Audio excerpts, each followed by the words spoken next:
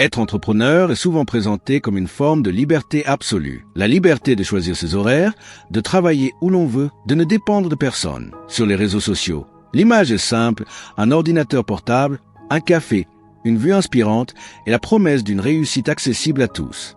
Mais cette image ne raconte qu'une partie de l'histoire. Ce qu'elle ne montre pas, ce sont les débuts silencieux, souvent invisibles, où rien ne se passe comme prévu. Les premières semaines, parfois les premiers mois, sont rarement spectaculaires. Ils sont faits de doutes, d'essais, d'échecs discrets et de longues heures passées seules. Au début, personne n'attend vraiment votre réussite. Personne ne vous applaudit pour vos efforts. L'idée que vous portez n'existe encore que dans votre esprit, et cela peut être profondément déstabilisant. Il faut apprendre à avancer sans validation extérieure, sans certitude, sans garantie. Très vite, l'entrepreneur découvre une réalité que peu de gens évoquent, la solitude des décisions. Chaque choix repose sur ses épaules. Il n'y a pas toujours de hiérarchie pour confirmer une direction, ni de manuel pour éviter les erreurs. Décider devient un exercice quotidien, parfois épuisant. Cette solitude est renforcée par l'incertitude financière. Contrairement à un salaire fixe, les revenus de l'entrepreneur fluctuent. Un mois peut être encourageant, le suivant inquiétant. Cette instabilité crée une tension constante,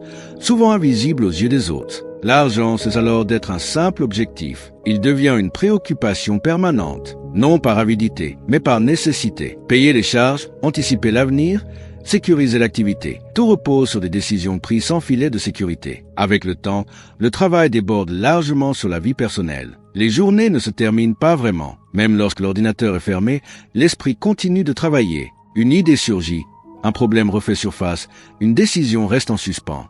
Les proches peuvent avoir du mal à comprendre cette présence absente. Physiquement là, mentalement ailleurs. Les conversations changent, les priorités aussi.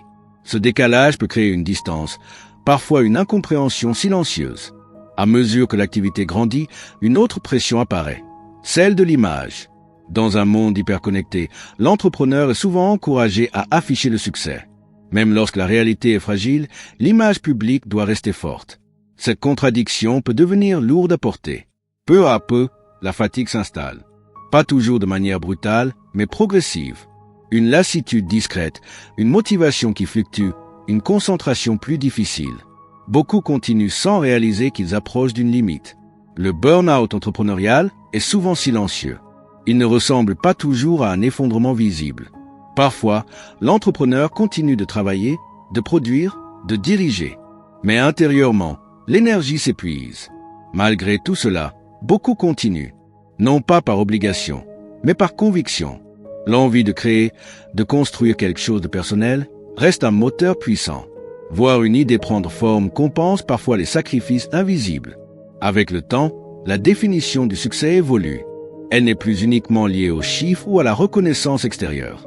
Elle devient plus intérieure, cohérence, sens, liberté de choix. Une réussite plus nuancée, moins spectaculaire, mais plus durable. Être entrepreneur n'est ni un rêve permanent, ni une souffrance constante. C'est une expérience profondément humaine, faite d'équilibres fragiles, de décisions imparfaites et d'apprentissage continu. Chaque parcours est unique, chaque réalité différente. Derrière chaque réussite entrepreneuriale visible, il existe une histoire plus complexe, souvent invisible. Des moments de doute, de fatigue, de solitude. Parce que derrière le succès, il y a toujours une réalité que l'on ne montre pas.